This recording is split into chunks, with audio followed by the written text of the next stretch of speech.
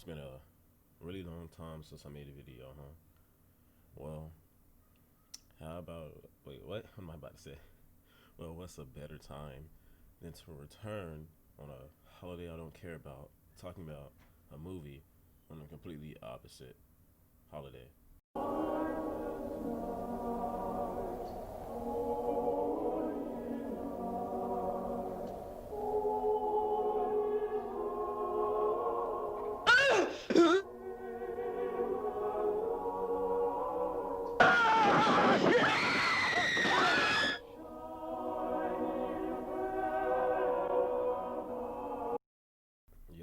Yeah. Talking about Black Christmas, one of the best horror movies ever made.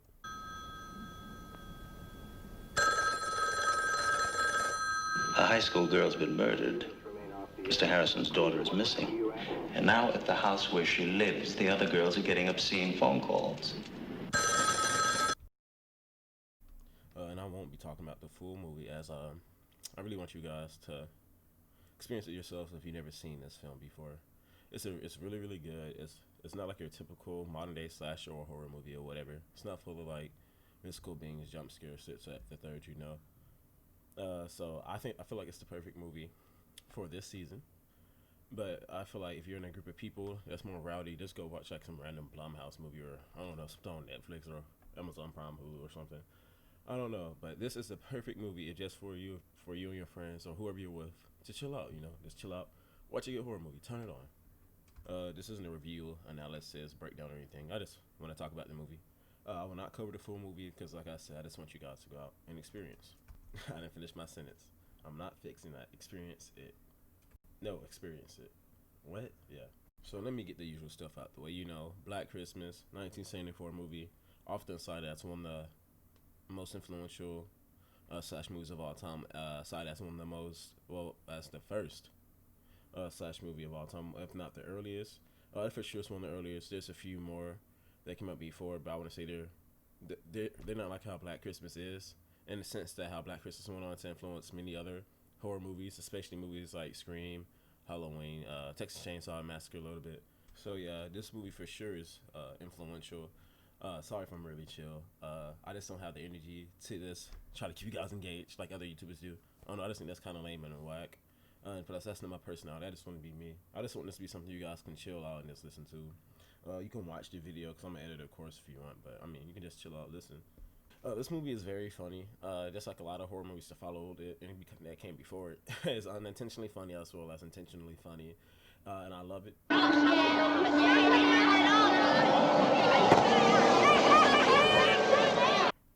And another thing I love about this movie is how beautiful it is, how well shot it is, and just how well directed it is. It's just executively, just so perfectly, and the performances and the characters and the cast is all bringing around together to just make a truly beautiful film. Like I really think this is a very beautiful, not just a beautiful horror movie, but a beautiful film in general.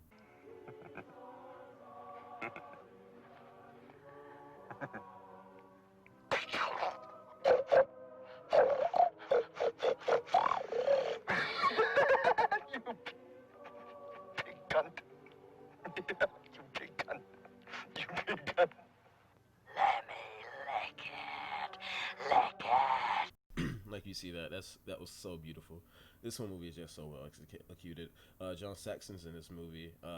This is like my third time seeing this movie, and I just now realized that it was him. Very beautiful man and very talented. Rest in peace, John Saxon. As you know, he died earlier this year.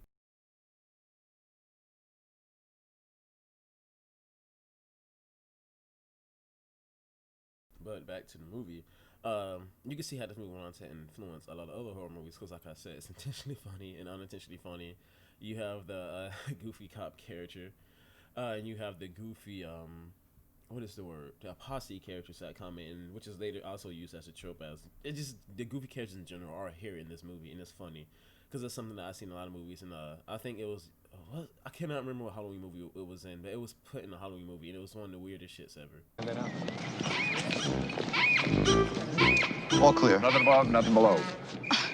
What about Max? Speaking of the characters, Olivia Hussey, Jess's actress, she always looks like she's permanently stuck and Pennywise is like death glare gaze or whatever the deadlights. Like every time I see her in a movie, like don't get me wrong, she's beautiful, but she always seems like she's just stuck. And Pennywise is glare still from the '90s It miniseries. I can just never get past it. I don't know. It's just her performance and the way she looks. Like she's very beautiful. It's just I don't know, something about her is hilarious to me. But yeah, every character in this movie is great. Like Jess is great. Peter is great. Barb.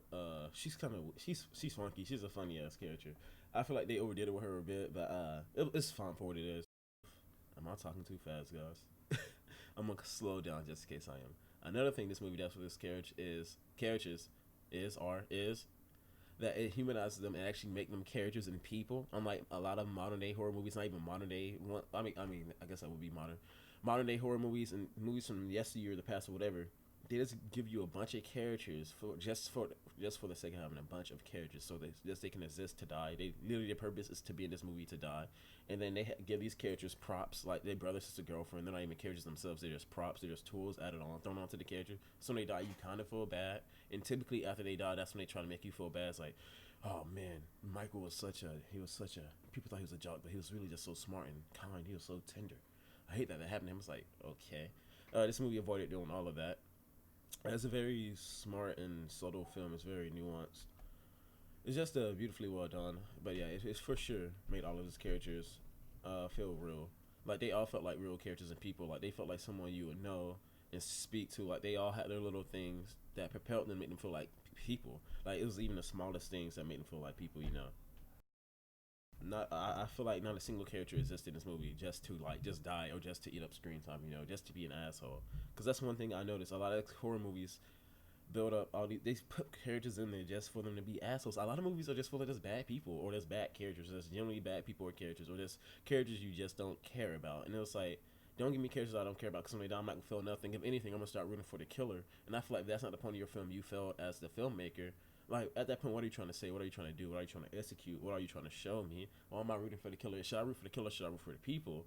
If you want me to root for the killer, cool, but execute it and write it and have it well done so I can understand that and get that. Or if you want to root for the people, have them all be interesting characters. I can understand. At the point of your movie is to have these characters be unlikable, but at least have some redeemable trait. Or if not, I want you to have a strong message and give it a bleak ending or a bittersweet ending or something where I didn't really care for who either. I don't know how to explain it. That's a video on its own. Let's get back to Black Christmas, actually. Am I talking too fast, guys? Another thing about this movie is kind of sense of realism. How it geniusly does not really include a score or any kind of music at all, really. Of course, there's audio cues, but there's nothing like where it's just legit, just full on playing any music. Oh, I was editing. I forgot to mention this. Another thing I like that this movie does. I was talking about the realism. It also doesn't forget that other noise exists, and so sometimes you have people talking over each other, or you have sounds coming in through each other, but it's not too bothersome or too cluttered to the point where your ears or your brain or whatever can understand what's happening. Like you can still understand what's happening, and I feel like that just adds to like the movie in itself, its realism and its atmosphere overall. I think that's just great because it adds to the realism, especially how the movie starts and how the movie ends.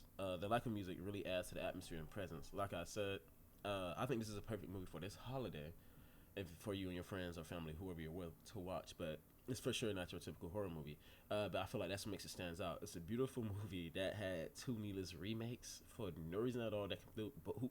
Both of which completely missed the point of this movie. It has completely missed what this movie was trying to do.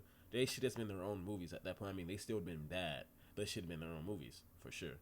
But the realism in this movie is just so great. Like from the characters, how the characters handle the situation, to even the cops on the situation. And then there's things in this movie that happen, which happens in every horror movie. You say, why would anyone do that? Or why would she go up there? Why would she do that and third? But during COVID, in the year of COVID, it for sure shows you that some people just would do stuff like that. And I'm not saying the characters are dumb or ignorant or just like, oh, of course they have to do that. It's a horror movie. It's like, no, it is kind of realistic. And I feel like even from the camera movement and the way the opening shots are done, it just all adds to the realism that this movie was going for. Like, I actually had an idea for a movie to be shot this way. Well, not exactly this way, because this movie, this is not really a spoiler, but I actually do really want to talk about this. I want to put this at the beginning of the video, but I started this rambling on. The opening shots of this movie is how the camera is just looking at the house, and then it starts moving, and you realize, oh, it's a person from a person's point of view. and it's looking in, and then you see them go up into the house, and you see how he enters. Billy, the killer, enters the sorority house, which is actually a very excellent and well done. And this happens throughout the movie. I had an idea for a movie where the entire movie is from serial killer's point of view. But this movie kind of did that, but of course, went back to the typical camera filming style, which is nothing wrong with that. It's still excellently done because there's some shots and scenes and sequences they couldn't have done if they did it the way I was talking about. So this movie is still excellently done, and it's just beautiful, and it really adds to tension because when it's done like that, it's done in a way to sometimes when the camera is moving or it's just a scene, you're just like, wait, is Billy watching them or not? Or like the scene of one character, she's in the bathroom. A really good scene. I've seen this done in movies. Some effectively, some as effective as this. Some most of the time are not done effectively like this at all. You usually could tell when it's going to happen. In this movie, every time it happened, she looked away from here. I was like, okay, he's going to be there. Okay, no, now he's going to be there. Okay, now he's going to be there. Now he's going to be there. And it's just so well done because in other movies, you know for a fact that person, ghost, creature, whatever is going to be there. In this movie, it's just so well done. And that's another thing. It's like you can see how this movie for sure went on to lay the groundwork for a lot of movies going forward, because not even horror movies do that anymore. I've seen action movies do that. There's dramas. That's movies in general do that, where they like they move the mirror, then they move it back, and then the person's there like they're in the bathroom or whatever have you. Like they put their face on the wall and they look up and they just yell like whatever, like in the Grudge remake or something. It's just still a well done movie though. It's hilarious for sure. Watch it. It's a beautiful movie. It's realistically done. It's so beautiful. I really love the beginning of this movie, and I really love the ending. And that's something that I learned as a musician. You want to have an amazing start and amazing ending. If nothing else, you will want to have your beginning and your end to be beautifully done. I cannot speak. Beautifully done and executed. And this movie for sure did that. And it also had the middle parts. I'm not saying this is a perfect movie. I'm no way saying that. I watch horror movies all year round. And I feel like this is the perfect movie to watch Halloween or Christmas. And plus, if you show it to your friends on Christmas, go, hey, let's watch a horror movie that takes place on Christmas, on Halloween. And now you're the cool, quirky, funny guy, whatever have you. Y'all don't know. And it's actually a shame that when you look up Black Christmas, both of its remakes actually come up before it. But good enough, right under it, typically in the auto suggestions, like Black Christmas 1974. For sure, watch this movie though. It's beautiful. I could talk about this movie for a really long time. I have the habit of doing that for any movie I like or movies I don't like, for that matter. Yeah, I'm for sure gonna start back making videos. It's been like over a year. I'm gonna cover a lot of horror movies because that's for sure my main thing. I have a few negative videos, like just panning movies, but I don't want to be that channel. I just want to be a channel that talks about movies they like and don't like, because I don't want to be the type of guy that go out and watch a movie that I know for a fact I won't like just put it on my YouTube channel. I think that's kind of lame. If the movie doesn't entice me to watch it based off what I see or hear about it, then I'm not gonna go watch it. Like, I'm just not that guy, and I don't want to waste my precious time purposely watching a bad movie when I could be watching something amazing like this, or any of my other favorite movies. Like, why go watch a Emoji Movie when I can watch Old Boy? It's just a waste of time, and there's just stuff like that's dumb to me. I understand why YouTubers and people do it because money, viewership, clicks, or whatever, but that's just not me. One thing I remember about this movie, if not anything, is the eyes. It had been years since I've seen this movie. Like, I didn't remember parts of it, but one thing I always remember were the fucking eyes. Oh, and the phone calls. Tonight! Help me! Help me! Help me! What your mother and I must know is... This movie very clearly was based off the urban tale. I don't know the title, The Girl and the Guy Up the House. You guys probably heard it as a kid. I remember hearing it as a kid all the time. I think there's other stories based off of it too, and I think it was also slightly based off of real killings that took place like years before. Billy, or the Moaner, that's the sorority girls, almost call them kids or whatever students call them, sure set the groundwork for a lot of killers in movies to come. You can especially see people or killers like Ghostface in him, and even a bit of Michael Myers, actually a lot of Michael Myers, or even Jason, especially if you've seen the first two Jason movies, which most people have.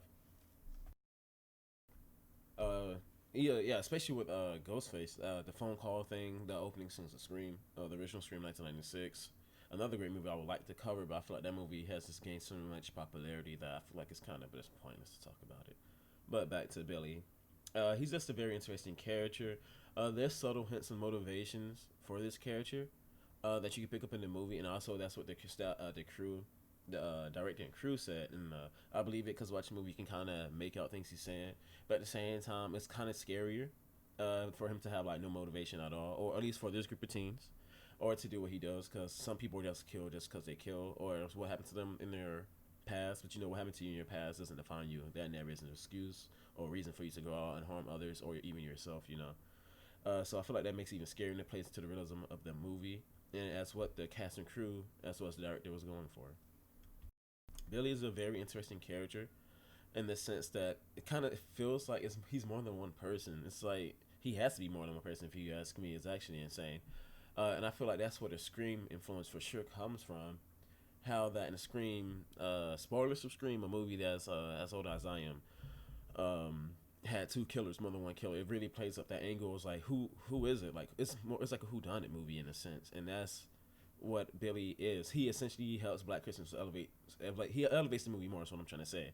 That's one thing about a horror movie. It has to have a great villain, and Billy is for sure a great villain. He elevates this movie to new heights just by the fact that it's like, who is this? What is this?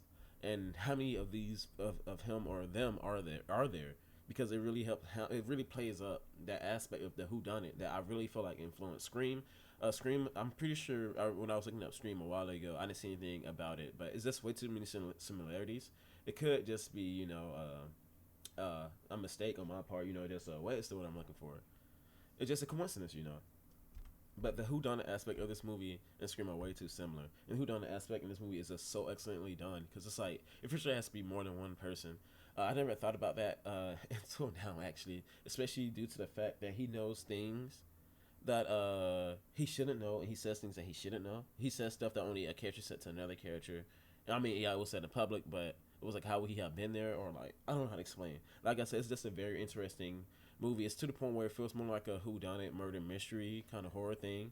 It feels like it actually influenced the murder mystery mode in Gmod, and I feel like this movie is just so genius, and the remakes completely lost the genius of what this movie is going for, especially with a character like Billy. He's just so done, and like his eyes, the fact that his eyes on everything you see throughout the whole movie, all in his hand, it just adds to the horror, because you just don't know who he is. I feel like that makes him scarier than Michael Myers or Jason, or even Leatherface or Ghostface. Because like you don't ever see him, you just don't know who this is, and the fact, I almost spoiled it. I'm not gonna say that, but just how the movie ends is just wow, and he feels like he's kind of like omnipotent, and it's like he's kind of teasing them throughout the movie, and that's where the Ghostface comparison comes in. But he's also slow and menacing and maniacal. That's where the Jason Voorhees comes in and Michael Myers come in. And like I said, you can really see where Billy went on to be, if not the best, one of the best horror movie villains of all time, or movie villains of all time, because he for sure is the template for a lot of horror movies, regardless whether you know it or not. It's just the way he was just menacing and maniacal, and was able to always constantly just one step ahead. He's kind of like a serial killer Batman without being Batman, if you know what I'm saying. Like, not having all the resources or like the foresight and just like all the power that Batman has. But yeah, Billy is for sure just an effective killer in character. He seems to be very intelligent. Like I said, he seems to be more than one person. It's to the point where I am convinced he is more than one person. As this movie is from 1974, I am sure that is a very common statement or sentiment. I have not looked it up, but I'm pretty sure that's a common theory that's shared around. But yeah, Billy is just a very enigmatic character. I hope I'm saying and using that right. He's just a very enigmatic character to the point where, like I said, you just can't tell if it's more than one person. And I am convinced it's more than one person. And I'm convinced that some characters, or a character specifically in this movie, was in on it, or at least somewhat knew about it. I don't know. It's crazy because Billy says things that only the people in the scene would know. Unless, like I said, it's more than one person. That person that works with him was out. And I know that in the remakes, and I think for this movie as well, when it was doing the re-release, I think the production did want him to have a sister named Agnes. So, I guess you can use that as proof for your theory that Billy is more than one person. And especially if you listen to the phone calls, the voices fluctuate between all these different like pitches and tones and whatever. So it surely is more than one person. Like I said, Billy is for sure just an amazing character. One of the best, if not the best, I keep repeating myself, horror villains of all time, if not that's villains or that's horror killers of all time. He's just great. Well done, well acted, well executed. He's actually was portrayed by more than one person on set. I know he was portrayed by a cameraman, which gave us those amazing shots of him walking around and moving this menacing and maniacally, which I really feel went on to influence characters like Jason and Michael Myers. But yeah, watch Black Christmas. It's a beautiful movie. I'm gonna wrap this up now. I decided I didn't want this movie video to be over 20 minutes. I said I could go on for 24 minutes, and I think I did. I don't think I did, but I think I did, if that makes sense. Do whatever you want, like, comment, subscribe. I don't care. I really just want you guys to comment, because I have a lot of friends, but none of them are into movies like I am. So they are, but it's not, like I said, not like I am. So hey, if you guys want to talk about Black Christmas, come on, let's do it. Let's talk about Billy. Let's talk about Jess being stuck in the deadlights. Let's talk about any of the other characters. I forgot her name, but the one that was always getting drunk, not the old lady, but the other one that was younger, the one that kind of was hippie, the stylish one that did the fellatio joke. But yeah, man, and this was Josh. I'm out. I want to keep talking about this movie because I feel like I did a bad job, but I was just chilling, expressing myself. You know, ain't no bad job. You just doing that. Yeah, man. This comment. I'm out.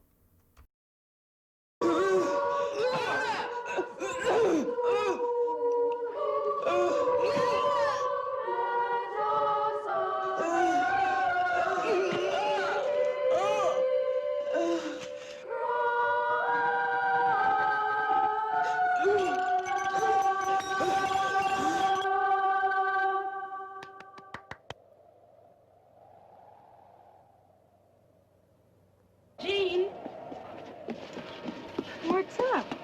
Jean, get the children in the car. Oh, what's going on? Please, just get them into the car. Okay, kids. Let's go. Come along, children, hurry.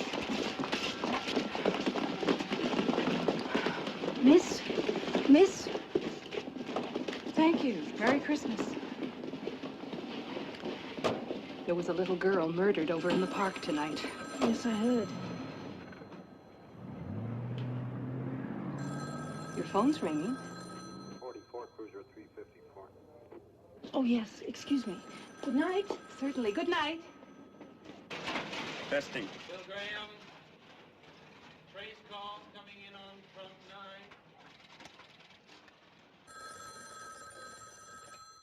Hello?